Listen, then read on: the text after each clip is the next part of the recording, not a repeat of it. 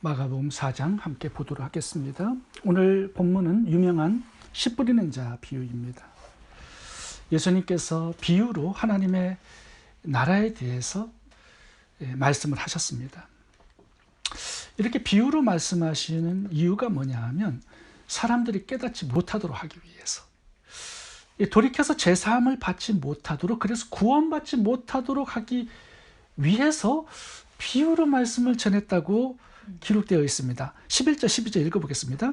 이르시되 하나님 나라의 비밀을 너희에게는 주었으나 외인에게는 모든 것을 비유로 하나니 이는 저희로 보기는 보아도 알지 못하며 듣기는 들어도 깨닫지 못하게 하여 돌이켜 제사함을 얻지 못하게 하려 함이니라. 사실 이것은 예수님의 목적, 예수님의 마음은 아닙니다.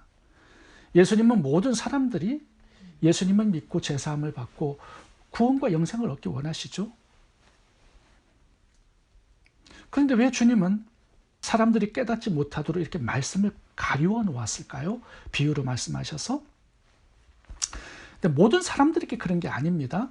11절 보면 외인, 12절에는 저희에게 이렇게 나옵니다. 그러면 외인과 저희는 누굴까요? 예수님의 말씀을 듣는 사람 중에는 이 바리새인, 서기관, 율법학자들, 종교 지도자들이 있었습니다. 그들은 예수님의 허물을 찾기 위해서 쫓아다니는 거예요. 공격하고 모함하고 죽이기 위해서 대중 속에 섞여 있는 것입니다. 그래서 예수님께서는 이 비유로 말씀하시는 이유가 그들의 공격성과 교활함을 알기 때문이죠. 예수님이 자신을 하나님이라고 증거하면 신성 모독죄로 덮어 씌워서 공격합니다. 예수님의 제사함의 권세가 있다고 하면 조롱하고 죽이려고 해요. 그래서 예수님은 비유로 말씀하셔서 이 완악한 사람들이 말씀의 뜻을 깨닫지 못하도록 하셨습니다. 그러니까 공격할 빌미를 막은 거예요. 예수님을 공격하지 못하도록 완충작용을 하는 것이 바로 비유의 말씀이라는 거죠. 그런데 이 비유의 말씀은요, 이 말씀을 사모하고 깨닫기를 원하는 자들에게는요, 주님께 더 가까이 나오는 은혜의 수단이 되기도 합니다. 오늘 본문도 보시면 말씀을 깨닫지 못하니까 주님께 더 가까이 나오잖아요. 주님은 더 깊은 말씀의 세계로 그들을 초대해서 더 풍성한 은혜를 주시는 거죠. 이게 비유의 목적이에요. 말씀을 깨닫는 거 굉장히 중요합니다. 이게 오늘 본문의 핵심이에요. 그래야 하나님의 나라가 임하는 거죠. 말씀을 깨달아야 예수님을 믿을 수도 있잖아요. 말씀을 깨달아야 주님 위해서 헌신도 하고 충성도 하고 희생도 할 수 있습니다. 그래서 말씀을 깨닫는 것, 이것이 하나님 나라 백성이 되는 데 있어서 굉장히 중요한 요소가 되는 것입니다. 그렇다면 하나님 말씀을 깨닫기 위해서 필요한 것은 무엇일까요? 세 가지로 살펴보겠습니다. 첫 번째, 말씀을 깨닫기 위해서는 기도해야 합니다. 10절, 11절 읽어보겠습니다. 예수께서 홀로 계실 때에 함께한 사람들이 12제자로 더불어 그 비유를 묻자오니 이르시되 하나님 나라의 비밀을 너희에게는 주었으나 위에게는 모든 것을 비유로 하나니. 주님께서 이제 비유로 말씀하셨을 때 모든 사람들이 다 깨닫지 못했습니다. 악한 종교 지도자들이나 제자들이나 깨닫지 못한 것은 마찬가지였어요. 근데 어디서 차이가 나냐 하면 예수님의 제자들이 예수님께 해석해달라고 찾아옵니다. 요청하고 기도해요. 주님, 이 비유가 무슨 뜻이고 무슨 의미입니까? 해석해 주세요. 이렇게 요청했을 때 주님께서 그들을 더 깊은 말씀의 세계로 초대한 겁니다. 그 비유의 의미와 뜻을 가르쳐 주기 시작하셨어요. 근데 악한 자들은 그냥 돌아갔죠. 깨닫지 못하니까. 왜인가? 하나님의 백성이 어디서 나눠지는 거냐? 말씀의 뜻을 알고 싶어서 주님께 더 가까이 나아갈 때, 여기서 차이가 나는 거예요.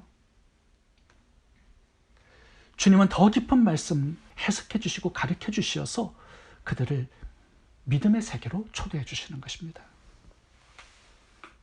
하나님의 말씀은 이해하기가 어렵습니다. 왜냐하면 영의 말씀이기 때문이죠. 뭐 목회자나 평신도나 세상 사람이나 다 마찬가지예요. 이해할 수 없기에는. 근데 어디서 차이가 생기냐 하면 기도에서 차이가 생기는 겁니다.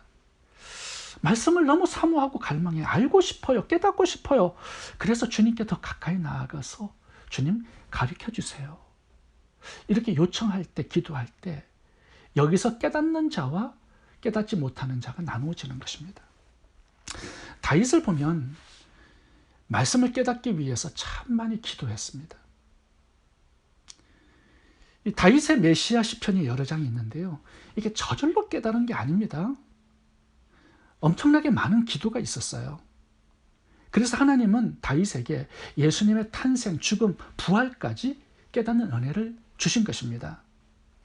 시편 119편을 읽어보겠습니다. 주의 증거는 영원히 어루우시니 나로 깨닫게 하사 살게 하소서. 깨달음을 위해서 기도해요. 내 눈을 열어서 주의 법에 기이한 것을 보게 하소서. 열어주지 않으면 깨닫지 못하니까 말씀을 열어달라는 기도를 하고 있는 것입니다. 주의 말씀을 열므로 우둔한 자에게 비춰 깨닫게 하나이다. 주님의 말씀을 열어주셔야 돼요. 그래야 깨닫게 되는 거예요.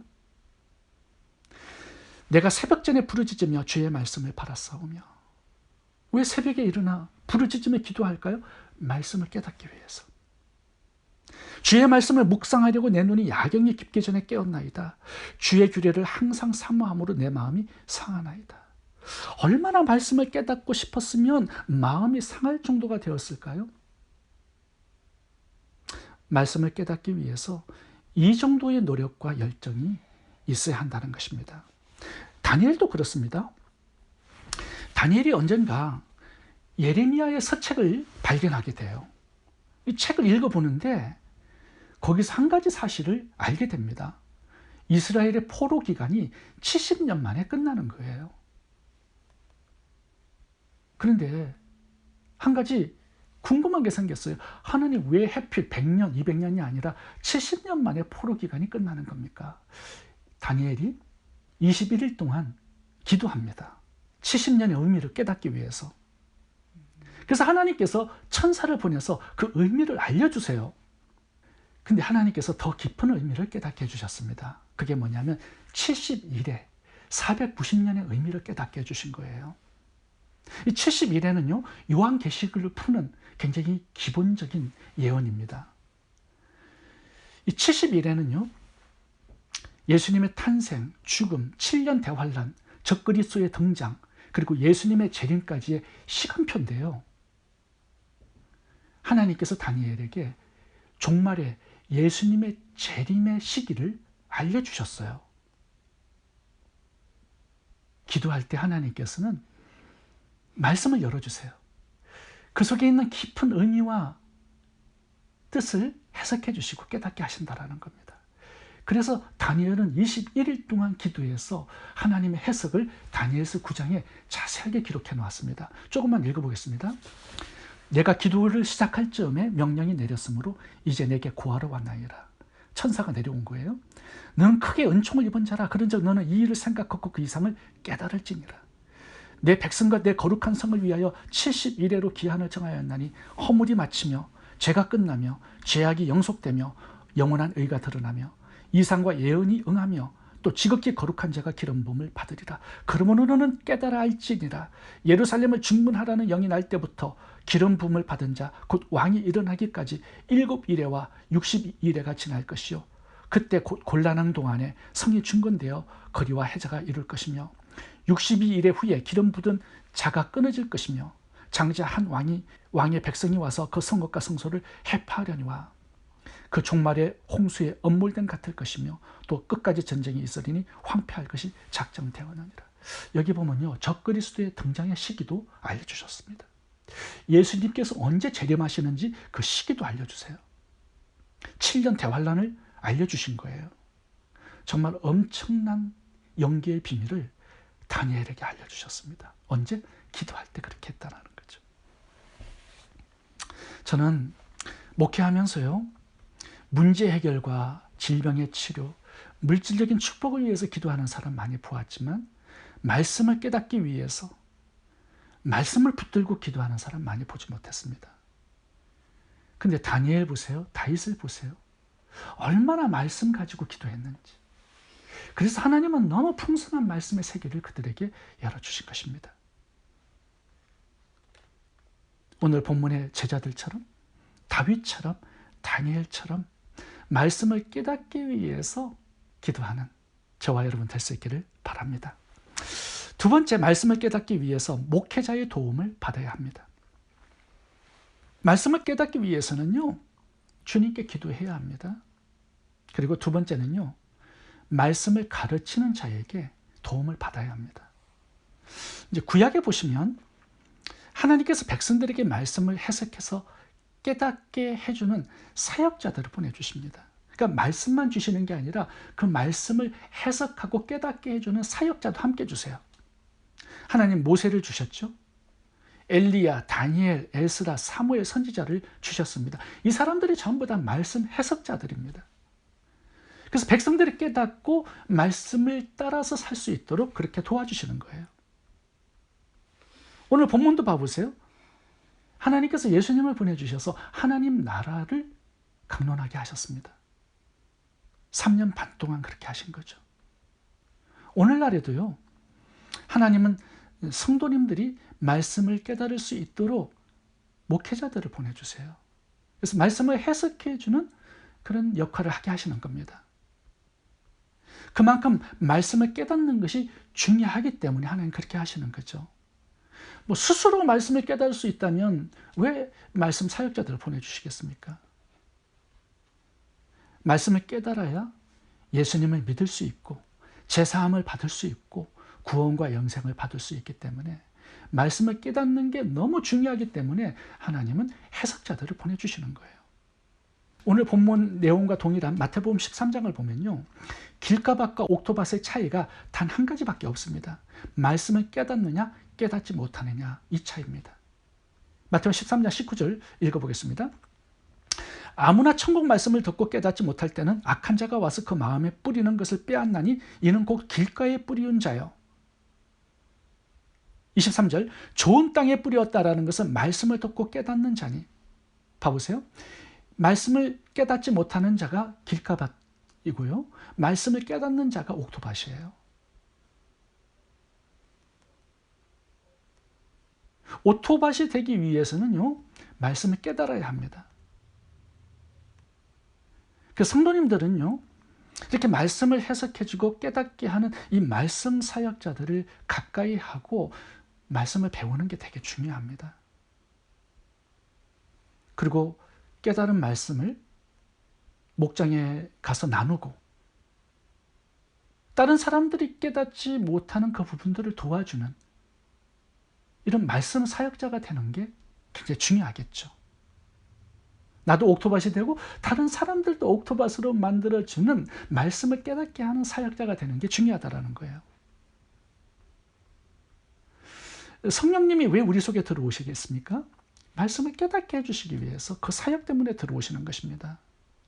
그래서 우리를 옥토밭이 되게 하시는 사역을 성령께서 하시는 거예요. 말씀 깨닫는 게 얼마나 중요하면 성령님을 보내주시겠습니까? 말씀 사역자들을 보내주시겠습니까? 제가 이렇게 저녁마다 이렇게 말씀을 해석하고 깨닫도록 성도님들을 도와주는 역할을 하고 있잖아요. 말씀을 배워서 성도님들이 옥토밭이 되고 또 다른 사람들에게 깨달은 말씀을 나누어서 다른 사람들도 옥토밭이 되게 하는 것. 이게 하나님의 나라가 우리를 통하여서 아름답게 서가는 방법이죠. 세 번째, 말씀을 깨닫기 위해서는요, 지속적으로 말씀을 들어야 합니다. 본문에는 4가지 밭이 나오죠. 근데 옥토밭과 다른 3가지 밭의 차이점은 말씀을 깨닫느냐 못 깨닫느냐, 이 차이입니다. 그래서 말씀을 깨닫기 위해서 기도해야 되고요, 또 말씀을 해석하는 자의 도움을 받아야 하고요, 그리고 말씀을 깨닫기 위해서는요, 말씀을 지속적으로 들어야 합니다. 그래야 언젠가 깨달아지는 날이 찾아오는 거예요. 깨닫지 못하니까 그냥 말씀을 떠나버리면요, 평생 깨닫지 못하게 됩니다. 그래서 이해하지 못해도, 깨닫지 못해도 계속 말씀의 자리에서 사는 것이 옥토밭의 특징이에요. 오늘 본문의 옥토밭을 보면요, 예수님께 가까이 나아가 해석해 달라고 요청을 하죠. 그래서 예수님께서 말씀을 풀어서 자세하게 설명해 주십니다. 다시 말하면 2번 들은 거예요, 말씀을. 이렇게 2번째 들었을 때 깨닫게 되는 거죠.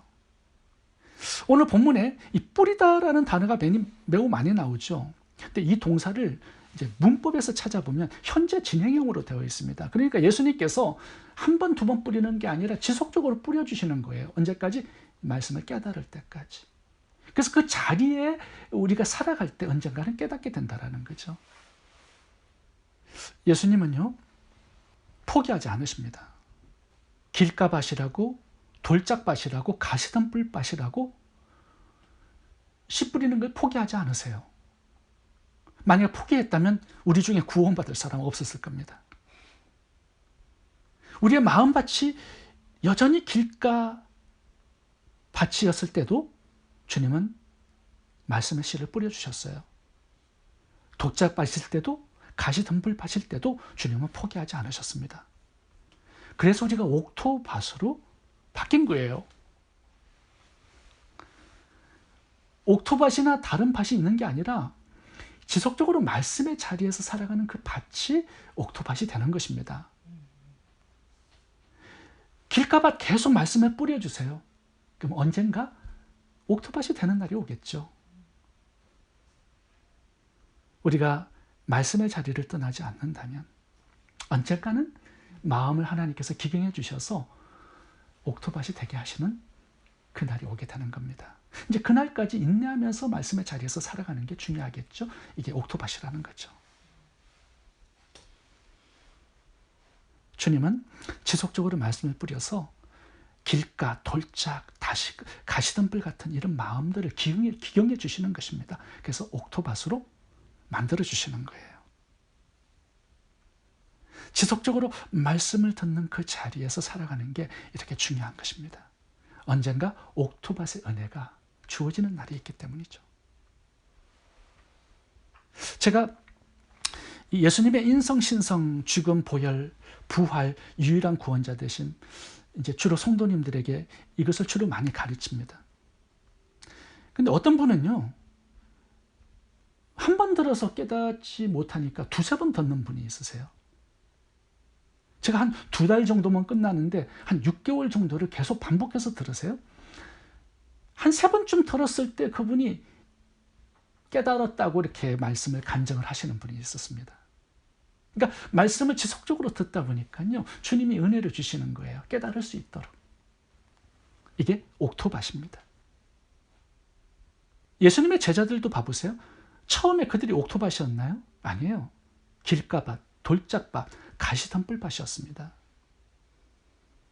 전부 다 한 자리씩 차지하고 세상적인 성공을 위해서 예수님을 이용하고 따라다닌 거죠. 길가밭이었어요. 예수님 아무리 십자가 죽음과 부활을 강론해 주셔도 깨닫지 못했습니다. 그런데 3년 반 동안 예수님의 말씀을 지속적으로 들으니까요, 언젠가 깨닫고 이해하고 옥토밭이 된 그날이 찾아온 거죠. 그리고 그들이 씨 뿌리는 자로, 사역으로 나아가게 된 것입니다. 말씀의 지속성, 이것이 옥토밭의 비결이 되는 것이죠. 로마서 10장 17절 읽어보겠습니다. 그러므로 믿음은 들음에서 나며 들음은 그리스도의 말씀으로 말미암으니라. 여기 들음이라는 단어가 현재 진행형입니다. 지속적으로 들어야 믿음이 생긴다라는 거예요. 그리고 믿음이 유지되고 또한 믿음의 열매를 맺게 되는 것입니다. 복 있는 자는 시냇가에 심기운 나무죠. 끊임없이 그 자리에서 말씀을 길어 올르니까 언젠가는 열매를 맺게 되는 거죠. 한두 번 듣고 믿음이 생기는 거 아닙니다. 열매가 맺혀지는 게 아니에요. 지속적으로 말씀을 들어야 믿음이 생기고 믿음이 유지돼요. 것입니다. 왜 죽은 사대 교회가 되고 왜 병든 라오디게아 교회가 될까요? 말씀의 자리를 떠나기 때문이죠. 다윗도 보세요. 어느 날부터 낮잠 자고 말씀 묵상을 쉬니까요, 간음자, 살인자로 순식간에 바뀌어버립니다. 그러니까 길가밭, 돌짝밭, 가시덤불밭, 옥토밭이 고정되어 있는 게 아니라 언제든지 바뀔 수 있는 거예요. 그래서 옥토밭이 되기 위해서는요, 지속적으로 말씀의 자리에서 살아가야 합니다. 지속적으로 말씀을 듣고 묵상해야 합니다. 이것이 나를 지속적으로 옥토밭으로 가꾸어주는 능력이 되는 것이에요. 여러분, 말씀을 깨닫기 위해서 기도하시기 바랍니다. 목회자들에게 도움을 받으시고 배우시기 바랍니다. 그리고 지속적으로 말씀의 자리에서 살아가시기 바랍니다. 기도하겠습니다.